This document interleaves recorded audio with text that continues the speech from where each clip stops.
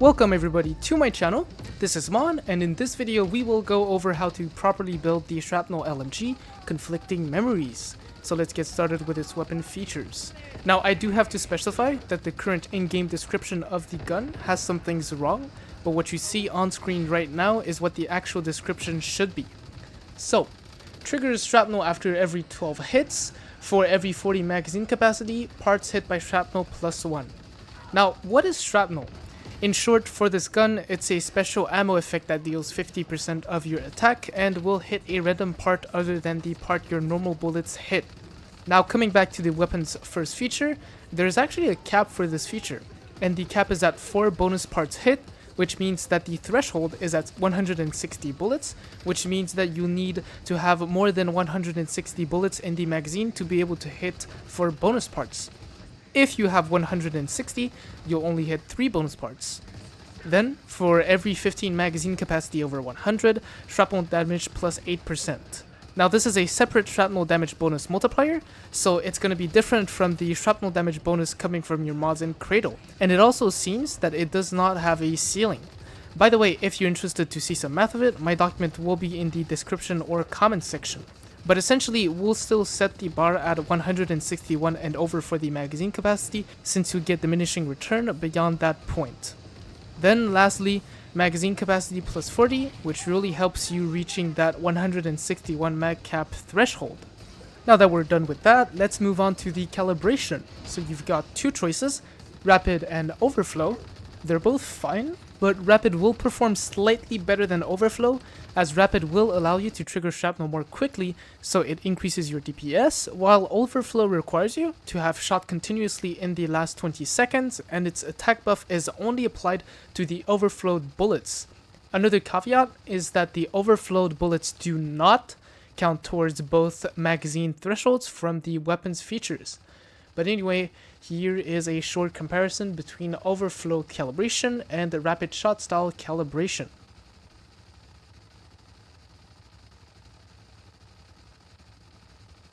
Moving on to accessories, let's start with the magazine. Ideally, you're running the large LMG drum mag. It's going to help you reach that magazine capacity threshold of 161. Then for the tactics, I'm running the laser sight for the aiming speed and the accuracy. Although if you really want to squeeze a bit more accuracy, you can run the Cobra grip, but you'll lose the aiming speed. Then for optic, I'm running the compact reflex sight to give me the most amount of stability. But of course, you can always run the Raptor optic sight for the most amount of range. Then moving on to muzzle, you can run the large break for the most amount of accuracy, although you'll lose some stability and range. Or you can run the hammer compensator, so you'll be more equilibrated between stability and accuracy, but you'll lose some range. And lastly, you can run the tactical suppressor to, well, you lose a lot of mobility, however, you'll gain a lot of range. So it's really going to depend on whatever you're clearing and your personal preference. Moving on to Cradle. I'm currently in a Way of the Winter scenario, so I'll go over those ones. So you're going to want to run anti-regen for the LMG damage and bonus damage versus regen anomalies, tactical combo for the weapon damage, deviation master for the damage against great ones and elites, deadly combo for the bonus shrapnel damage, steady hands for the weak spot damage bonus as long as you use the long axe or any bullseye weapon, but keep in mind that Cradle is useless if you're running Fateful Strike. Then tracking bullet for the increased shrapnel damage and shrapnel crit damage, although do note that they messed up the description and that the scalings are inversed. So the 2.5% per stack corresponds to each shrapnel crit damage bonus, and the 3.5% is for the shrapnel damage bonus. Then run Fortress Link if you use the long axe. Then run Bounty Hunter for the stacking weapon damage bonus. With that, if you don't run Steady Hands, feel free to pick anything that's either offensive or defensive. So for instance, you could pick Deviant Energy Defense for the survivability upon bringing out your deviation. For the key gear, Cage is the best choice. Its effect is shrapnel trigger count plus 1, but without talking about mods, what it really does is it doubles your shrapnel damage instances. So if we take the Shrapnel MG4 for instance, it can trigger up to 5 shrapnel damage instances per proc, so Cage will double that to 10. We won't use Gas Tight nor Beret.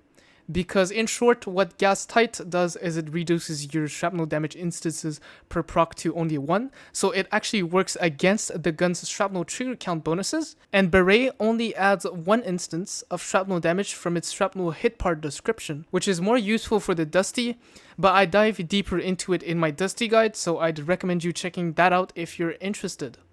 Moving on to gear set, you're going to want to run 4-piece Lone Wolf with a 1-piece Bastille. So 1-piece Bastille will give you conditional 10% weapon damage bonus. Then the Lone Wolf will give you 10% magazine capacity, 5% crit rate, stacking crit damage up to 60%, and 8% crit rate for 2 seconds after reloading. Now, of course, you're not going to benefit fully from the crit rate bonus, but you'll still benefit from the extra 12% crit damage. Moving on to secondary and melee.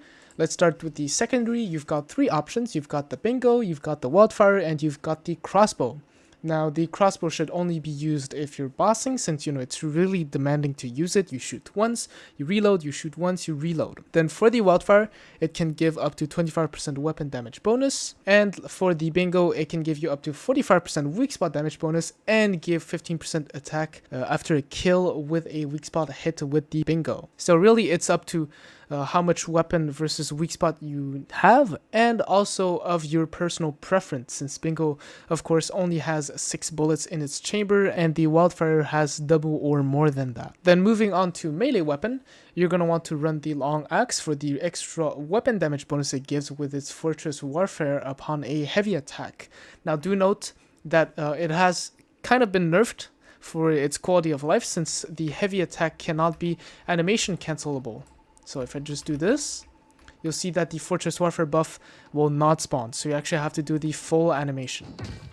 But do keep in mind that it still has the follow you effect, so essentially what I like to do is while I'm running, I jump, and then I do the heavy animation, and I roll to get to my location. So essentially I just do this, hit the ground, and then it's still gonna follow me to where I went. Before I talk about the substats priority for this gun, I just want to quickly remind you that if you like my videos and aren't subscribed yet, consider subscribing and liking this video. But anyway, let's move on. So for the substats priority, ideally just go with violent for everything, but don't be shy to use a precision mod if its substats are better than your available violent mods. Then for weapon and mask, you have access to Shrapnel Suffix mods. However, thanks to your Cradle and a mod, you have access to a lot of shrapnel damage bonus already, and your weapon damage should hover around your shrapnel damage percent, which is why we'll prioritize violent over Shrapnel Suffix, because violent mods give access to weapon damage percent, whereas Shrapnel Suffixes don't. So essentially for your violent mods, you're going to get as fixed substat crit damage percent. For the linked substat, go for weapon damage percent. Of course, you can go for some magazine capacity if you can't reach the threshold of 161, but you can also not go for that, but I'll go over it in the mods section. Then for the general substats, go for 2 damage bonuses versus X type of enemy, depending on the content that you're clearing. Moving on to mods, let's start with the gun. So, for the gun, the best option will be Shatter Them All. You're going to directly get 45% shrapnel damage bonus, since the gun itself can hit 5 shrapnel parts, and the buff is capped after 3 shrapnel hit parts. You wouldn't want to use the other mods, so for instance Shieldbreaker, although it's 60% shrapnel damage bonus, it's only applied if you're hitting at a shielded enemy. Then Shrapnel Smash. Well, if we just read it real quick, triggering shrapnel grants shrapnel crit rate plus 1% for 2 seconds. Effect can stack up to 20 times. Now, the duration of this is not reset upon triggering another instance of shrapnel, so you're literally only going to sit at a bonus of 1% or 2% shrapnel crit rate. Then Souvenir requires you to not hit weak spots with your normal bullets, and it requires another mask mod to make it work. So if you're interested about the Dusty, which I've already made a guide on, you should run this, but that's pretty much a mod that you run on the Dusty. Moving on to Helmet, you've got 3 choices. You've got Momentum Up, you've got Fateful Strike, and you've got Mag Expansion. If you can't reach 161 bullets in your magazine, then you should opt for Mag Expansion, as Mag Expansion's bullets count towards the mag cap requirement, and the shrapnel trigger count is pretty important. Now, if you do end up running mag expansion as your helmet mod, you won't need to go for magazine capacity substats as a necessity, since the 30% mag capacity is enough for you to reach the 161 bullets requirement. Now, let me show you a trick you can use to bypass the need to reload an empty magazine for your first mag, since when you start a dungeon, you won't have this up as you may have not reloaded an empty magazine prior, or you didn't dump 130 bullets into the ground. So essentially what you do is you unequip the weapon and then you just re-equip it back so that your character is forced to reload with an empty magazine. Otherwise, run Fateful Strike if you don't often hit weak spots or if the enemy doesn't have weak spots. Then other than that, you can run Momentum up. Moving on to Mask. Both Shrapnel mods are bad for this weapon. So for instance, this is Targeted Strike. So for instance, Explosive Shrapnel takes a lot of time to reach the 20 count, since per shrapnel trigger, this gun only adds to the count by 2. So it'll take you around 10 seconds to trigger explosive shrapnel, and Shrapnel Carnage is a mod made for the Dusty, since it gives shrapnel weak spot hit weight, and with this gun, if your normal bullets hit the weak spots, your shrapnel will not hit weak spots. So this main effect is pretty much useless. So your options are pretty much the bullseye options, so Targeted Strike and right here, Most Wanted. They are both good options.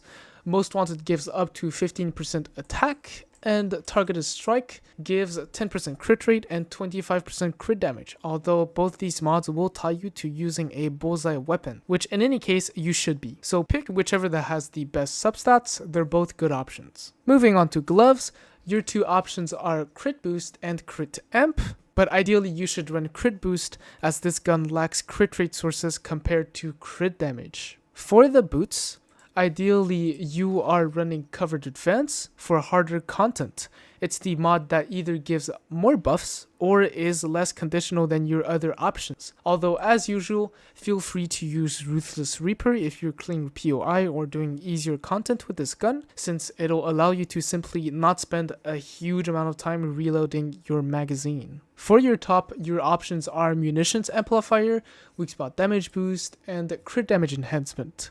But ideally you should run a Munitions Amplifier over the others, since weapon damage percent should be what you have least, and remember that Weak Spot Damage Boost is useless if you run Fateful Strike. Now if you struggle to survive, feel free to use a gold mod, so for instance Rejuvenating, when HP is above 60%, a kill recovers 15% of your lost HP. Moving on to pants, you've got two options. You've got Deadshot and Bullet Siphon. And ideally you should run Deadshot. It's quickly stacked and stacks to a bigger percentage than Bullet Siphon, so only run a Bullet Siphon if you really don't have a good Deadshot. Moving on to food buffs, if you shoot at a marked enemy, you should eat the mixed right hot dog. If you can't craft those but you are bossing, then you should eat bone-in deviated sausage. It's going to give you boss damage 15%. Then if you can't craft that, just eat crumbly bread. It's going to give you 25% weapon damage bonus. And regarding the shrapnel food buffs, so canned meat and ginger poppers, they're both weaker than the previous options. And canned meat, so the purple variant, is better than ginger poppers. They both give you respective shrapnel damage bonus, and canned meat gives you 20%. And ginger poppers gives you 10% by default. Then moving on to drinks, there isn't anything that directly buffs your damage, so you can eat Stardust Raspberry Shaved Ice to increase your bullseye duration, or any movement drinks such as iced tea or Stardust Energy Drink.